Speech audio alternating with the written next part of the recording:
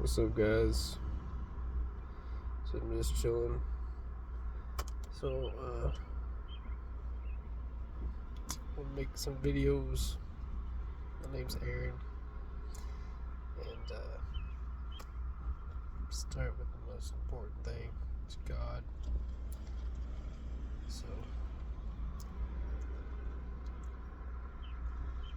I'm going to talk about the case for Christ.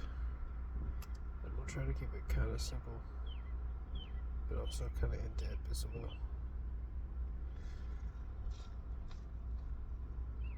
Just to kind of put some context into why I follow Christ in particular. Okay, so my good father, right, would sacrifice for their children, even die for their children. And in the majority of Christian view, Jesus is God. So God is dying for us, or sacrificing himself for us. Obviously he rose again because he's God, but he sacrificed for us, his children. So it's kind of shown through good fatherly love, or at least some of us may not have got to experience that directly growing up, but we at least get to see, know what it is, and flourish well and be an example of it ourselves. So,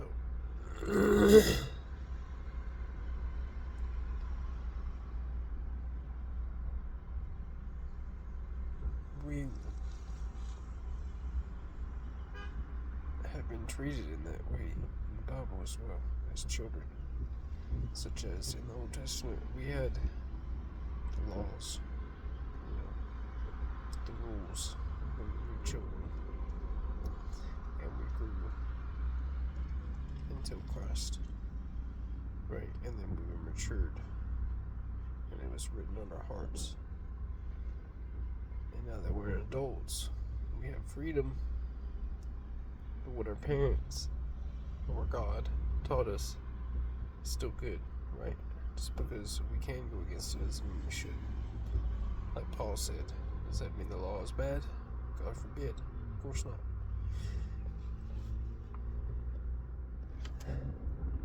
So, I do encourage people to read through the Bible for themselves before they dismiss Christianity and Jesus.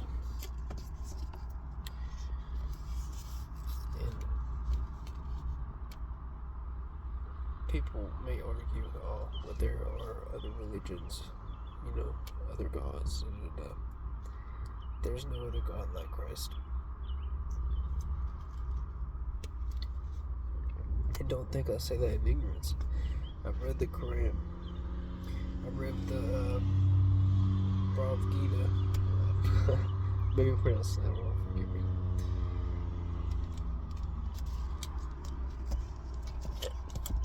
And I've read Norse mythology, I've read Roman mythology.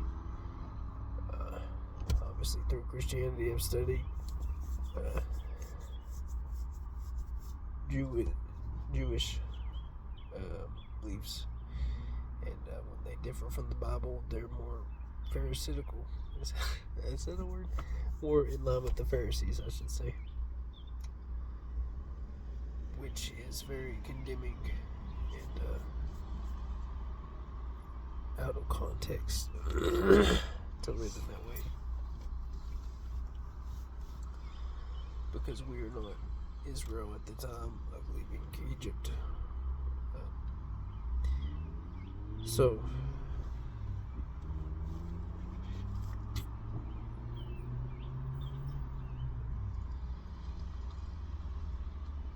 we have the pagan religions,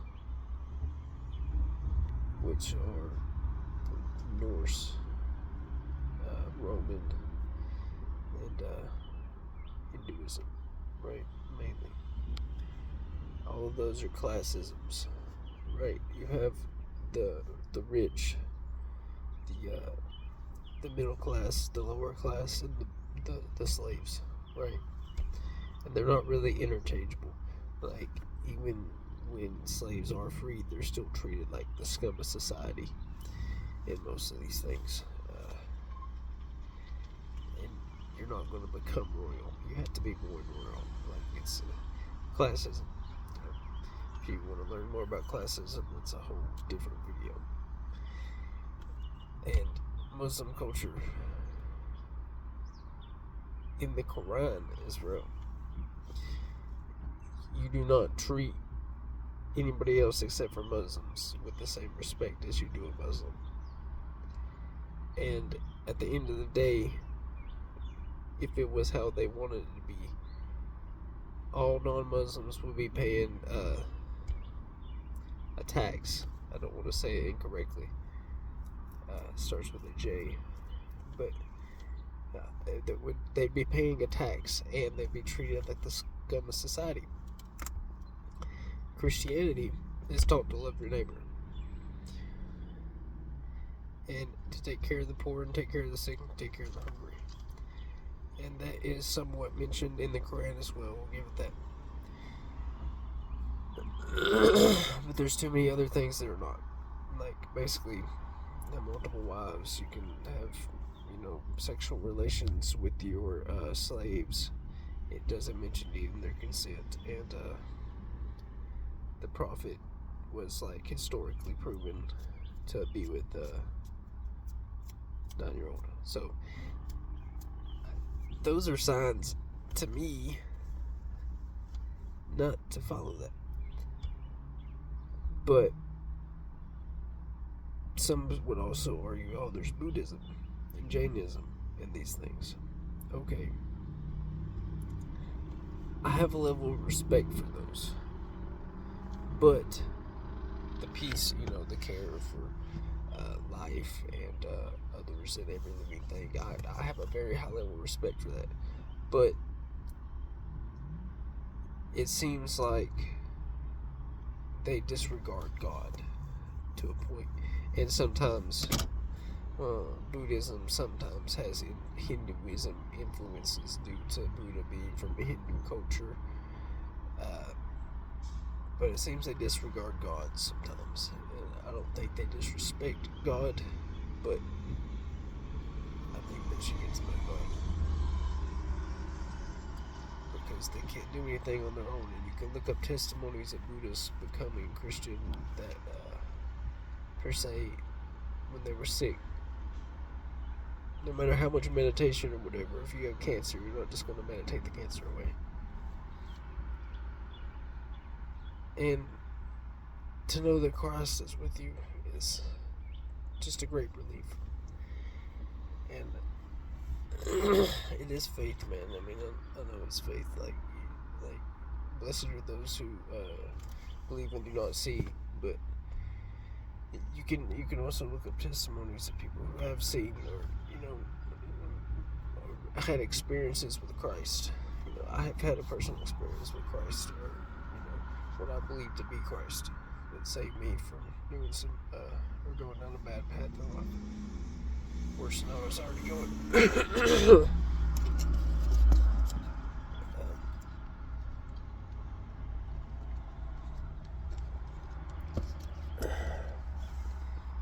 And also, when it comes to Christ, like, I don't care how you frame it or put it, there's so much that revolves around Christ in our world. Our idea of time really revolves around Christ, regardless of how you put it. I mean, if you want to think it's something different, AD and BC, that's up to you.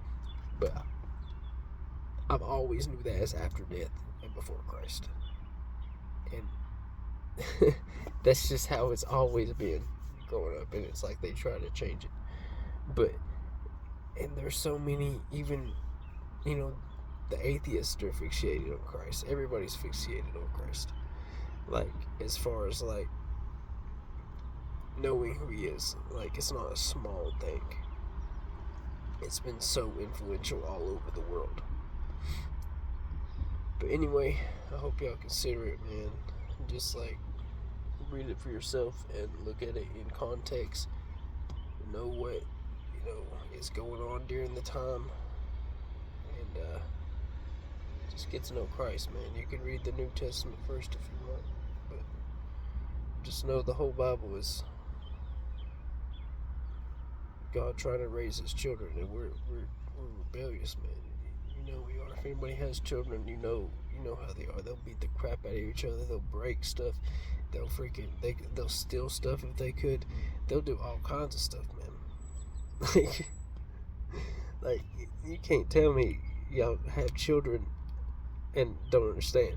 Like, are we just, and people can blame God for that, but are we gonna blame a parent for a toddler being a toddler? Like,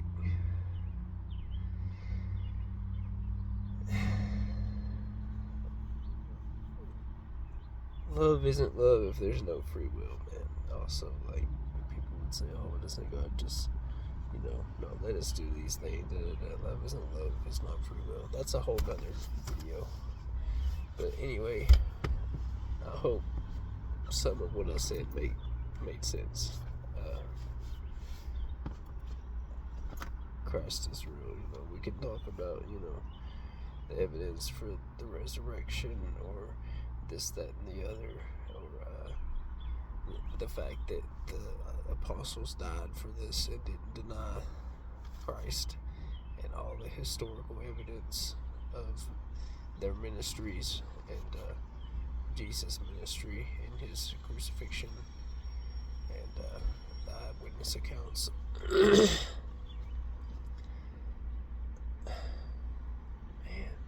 And even like the Quran says the Bible's good, but they claim it's corrupted. But yet the Quran says that God's word can't be corrupted. But if they claim the Bible is God's word, then it can't be corrupted. So if the Bible's right, then the Quran's wrong, because the Quran does not line up with the Bible.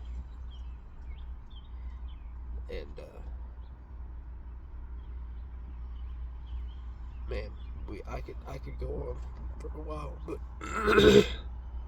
I hope some of what I said made sense, at least. Like I say, if y'all want to talk about anything in particular, let me know. I'm gonna try to make some videos, cause I want to make some videos, man. Anyway, peace for now.